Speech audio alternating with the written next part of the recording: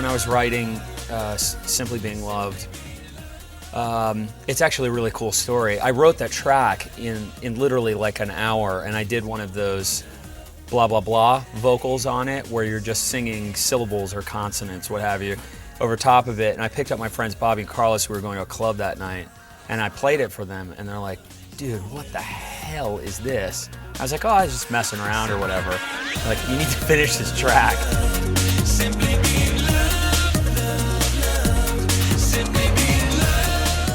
Thematically, what this song ended up being about is basically someone that's just stumbled through life, you know, focused on all different kinds of things, and realized that being loved and having someone to love you and having someone to love is the only thing that we're here for.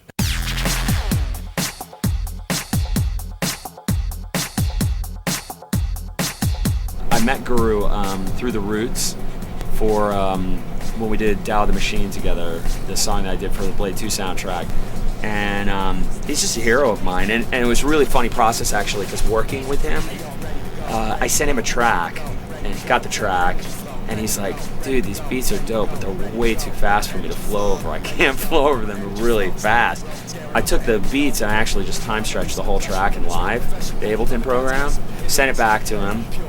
He rhymed over it and sent me back the vocal, and then I cut up every single syllable and tried to, keep the integrity to his flow, because one of the coolest things about Guru's flow is it symmetrically lays off the beat, almost like jazz phrasing. A jazz instrumentalist phrases things. Don't they see the world's tired of them, they lying again. Got the music dying again. Nah, don't they see the world's tired of them, they lying again. Got the music dying. I sent him the track back, and he's like, how did you get my vocal to be so fast?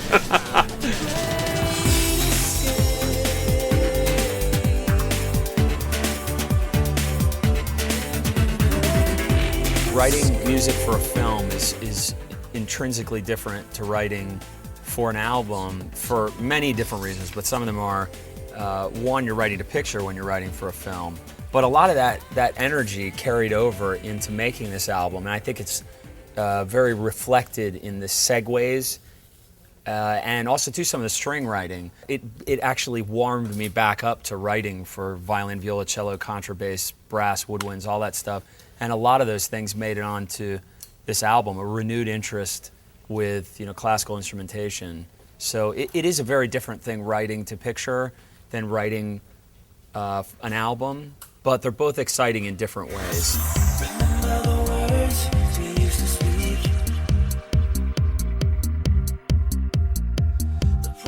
I met JC in Orlando at the House of Blues, and he came to my show when I was playing with my band on the Movement and Still Life tour, and my tour manager, Mike Curtis, was like, dude, some guy from a boy band is here to see you. What the hell's that all about? Meeting those guys and working with them was a great lesson in judgment for me, because I realized that there's a lot of really gifted people that may have the will of a record label imposed on them, that actually have very multifaceted interests and a real talent.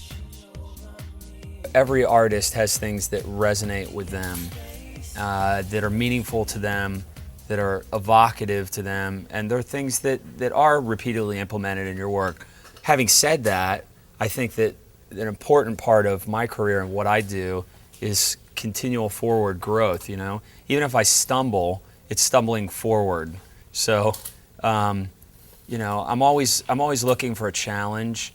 And whether it's writing for an orchestra for a film, whether it's producing a pop group, or whether it's working with someone like Sting or Peter Gabriel, I'm always looking for a forward-moving challenge. And a big part of the challenge to making this record, and the challenge I set for myself, is I wanted to write songs. I wanted everything on Emotional Technology to stand up, sitting at a piano or sitting at an acoustic guitar, and singing, And lyrically, this is the music that I'm most proud of ever having written, and on a production level too. It's some of the best production that I've done. So I'm always, that's why I have no social life. I'm always raising the bar.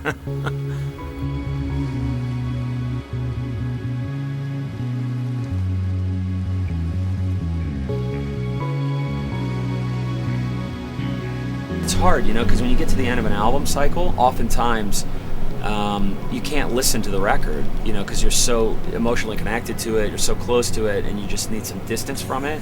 And this is one of 2 albums that I've made where I've been able to listen to it right after the fact and been like, you got where you wanted to get, you know? And whether people get that or not, you never know. But I took these 13 pieces of music to exactly where I wanted them to be, and I've achieved things lyrically and stylistically and on production levels that completely surpass my other work, and I'm really proud of it. Really proud of it.